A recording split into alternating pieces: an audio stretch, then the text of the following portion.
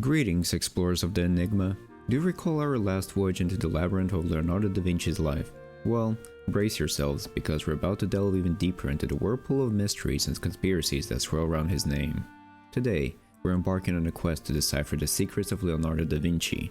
We'll be navigating the murky waters of the Mona Lisa's identity, scaling the geometric heights of the Vitruvian man's proportions, uncovering the hidden truths of the Last Supper and Mary Magdalene, and, finally, questing for the Last Supper and Holy Grail. Intrigued? Excited? A little bit scared? Excellent. Let's set sail on this journey into the unknown.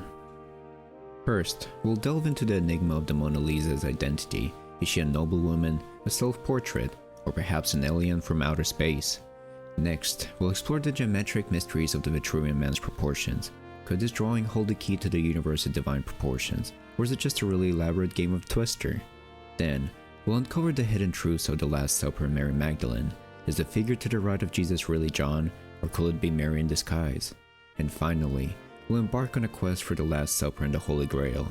Is the Holy Grail a physical object, a concept, a person, or perhaps just a really well-placed bread roll? So, buckle up, hold on to your hats, and prepare to have your minds blown as we dive headfirst into the first mystery. Our first stop on this journey of discovery is the enigmatic Mona Lisa. Who is this woman with the enigmatic smile that has captivated the world for centuries? Some say she's Lisa Gherardini, a Florentine woman of modest means. Others argue she's a self-portrait of Leonardo himself, a theory fueled by the uncanny resemblance between the facial features of the artist and the subject. And then there are those who believe she's an embodiment of Leonardo's ideal woman, or an amalgamation of several models. The theories are so numerous as they are diverse, each adding another layer of intrigue to the Mona Lisa's identity. But what if the answer is hidden in a plain sight, within the very brushstrokes of the painting itself? Let's examine the evidence. The name Mona Lisa is a contraction of Monna Lisa, an Italian term of respect at King Lady Lisa. This lends credence to the theory that she's Lisa Gherardini, the wife of Florentine merchant Francesco del Gioconda. In fact, the painting is known as La Gioconda in Italy, further supporting this theory. Then there's the self-portrait theory. Researchers have superimposed the face of Leonardo's self-portrait onto the Mona Lisa, revealing striking similarities in their facial structures. Could this be a clue to the Mona Lisa is in fact Leonardo in disguise? Or is it merely a coincidence, a trick of the light, or the result of Leonardo's distinctive style? Now, let's switch gears and debunk these theories. While the Lady Lisa theory is compelling, there's no concrete historical evidence linking Lisa Gherardini to the painting. The self-portrait theory, while intriguing, is largely speculative and lacks solid proof. Moreover, the androgynous nature of the Mona Lisa's features could be attributed to Leonardo's understanding of human anatomy and his skill in capturing the subtlest of facial expressions, rather than a deliberate attempt to paint himself.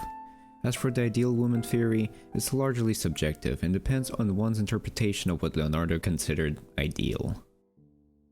Our next mystery takes us to the intersection of art and science, the realm of the Vitruvian man. This iconic drawing, named after the ancient Roman architect Vitruvius, is a study of the human body's proportions. But is there more to it than meets the eye? Some theorists believe that Leonardo, ever the innovator, embedded secret messages within the drawing. They argue that the Vitruvian man is not just a depiction of a man fitting within a circle and a square, but a coded representation of the universe's divine proportions. The circle and the square, they say, symbolize the celestial and terrestrial realms, respectively, with the man standing as a bridge between the two. This theory suggests that Leonardo was not just an artist and scientist, but also a mystic who sought to unravel the mysteries of the cosmos. Let's delve into the evidence supporting this theory. The Vitruvian man's arms and legs can be positioned in 16 different ways, each fitting perfectly within the circle and the square.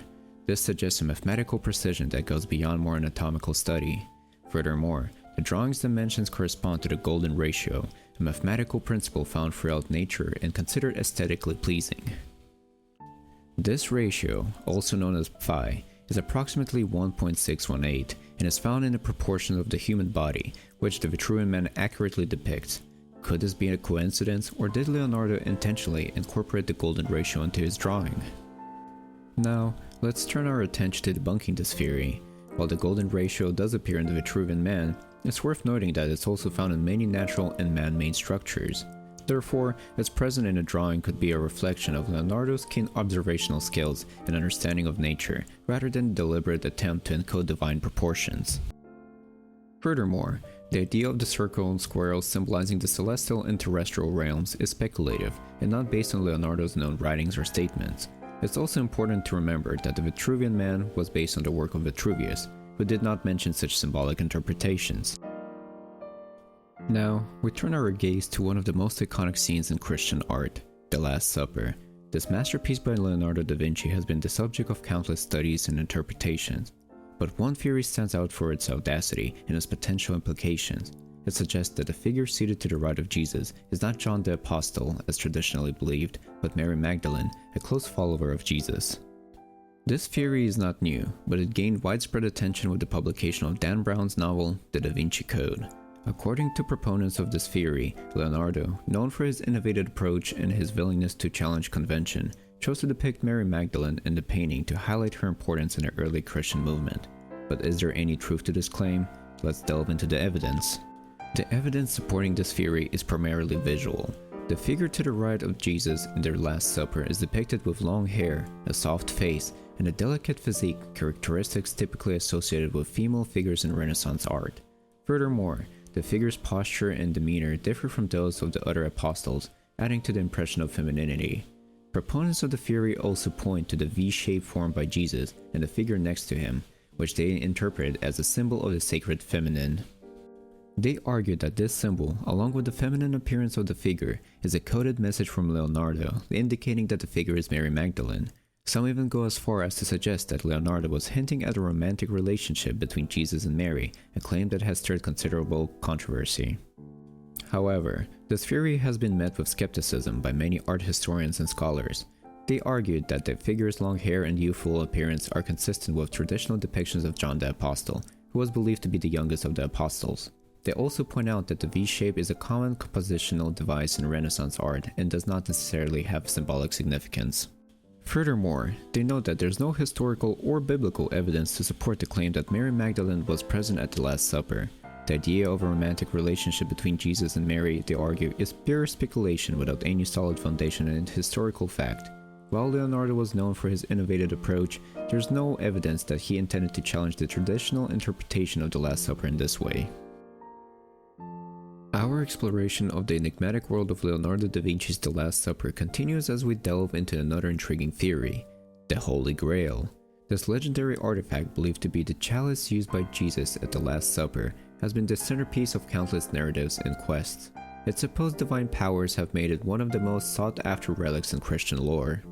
The theory we're about to unravel suggests that Leonardo, in his characteristic subtlety, embedded clues about the Holy Grail within the Last Supper.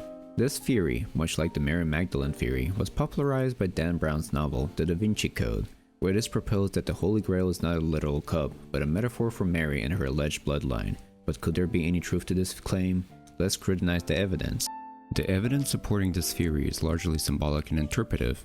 Advocates of this theory argue that Leonardo, renowned for his use of symbolism and hidden meanings, incorporated several hints about the Holy Grail in his depiction of the Last Supper. They highlight the conspicuous absence of a physical cup in front of Jesus, interpreting it as an indication that the Holy Grail is not a tangible object but a metaphorical one. Also, once again, they draw attention to the V-shape formed by Jesus and the figure to the right, this time interpreting it as a symbol of a chalice, a common representation of the Holy Grail. Some even go as far as to suggest that the figure to Jesus' right is not John or Mary Magdalene, but the Holy Grail itself, personified. However, this theory, much like its counterparts, has been met with considerable skepticism from scholars and art historians. They argue that the absence of a physical cup in the Last Supper is not unusual, as the focus of the scene is on the figures and their reactions, not on the objects on the table. Also, as we pointed out previously, the V-shape is a common compositional device in Renaissance art and does not necessarily have symbolic significance. Furthermore, they note that the idea of a Holy Grail as a metaphor for a sacred bloodline is a modern interpretation that has no basis in historical fact. While Leonardo was known for his use of symbolism, there's no evidence that he intended to embed clues about the Holy Grail in the Last Supper. As we draw the curtain on our exploration of Leonardo da Vinci's enigmatic works, we find ourselves not at the end, but at the beginning of countless other journeys. Each theory we've explored, each piece of evidence we've scrutinized, and each debunking we have considered has only served to deepen the mystery and magnify the genius of Leonardo. His works, like the man himself, are a confluence of art, science, and mystery, a testament to the boundless potential of the human mind. The life lesson we can glean from this journey is not just about the pursuit of truth, but also about the beauty of the quest itself. Leonardo's work reminds us that knowledge is not a destination, but a journey, a continuous process of questioning, learning, and growing. They challenge us to look beyond the surface, to question what we know, and to always seek our own truth. In the world of Leonardo da Vinci, nothing is as it seems. The Mona Lisa's enigmatic smile, the Vitruvian man's perfect proportions, and the hidden symbols in the Last Supper, they all invite us to look closer, to question, and to wonder. They remind us that the world is full of mysteries waiting to be unraveled, and that the pursuit of knowledge is a journey that never ends. As we conclude this video, we invite you to share your thoughts on Leonardo da Vinci and the theories we have explored. Do you agree with these theories? Do you have your own interpretations? We'd love to hear from you. And if you have suggestions for future videos, do let us know. Don't forget to subscribe to the Den of Unknown for more captivating content on history's most intriguing figures. Remember, in the words of Leonardo himself, learning never exhausts the mind. So keep questioning, keep learning, and keep exploring the unknown. Until next time, friends.